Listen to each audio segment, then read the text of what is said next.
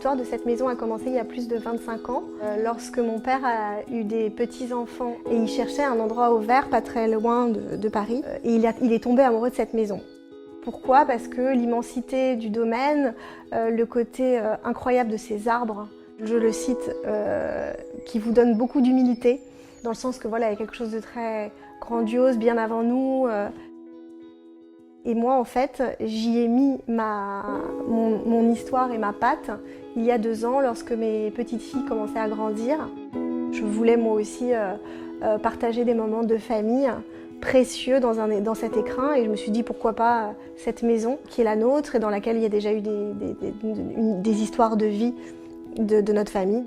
Je suis partie du sol, du damier du salon, qui était noir et blanc et qui m'a inspirée pour tout le reste. J'avais envie d'un esprit un peu cottage anglais, quelque chose de très chaleureux, mais qui gardait une modernité parce que j'aime bien vivre dans les choses quand même contemporaines. Donc j'ai cherché le curseur et le bon équilibre pour essayer d'allier le côté contemporain au côté campagne. J'ai fait cette maison avec une amie qui est une artiste qui s'appelle Sophie Relais. Au-dessus de ma baignoire, il y a un espèce de chandelier au plafond qu'elle a construit de ses mains avec les branches du jardin. Elle y a ajouté 2-3 pampilles en cristal. Et je trouve que ça résume bien la poésie et l'âme qu'on a réussi à mettre dans cette maison.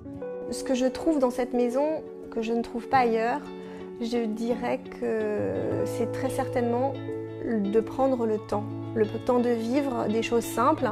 C'est un peu ma parenthèse enchantée qui permet de me ressourcer, mais je ne suis pas là pour travailler, je suis vraiment là pour profiter des miens en fait.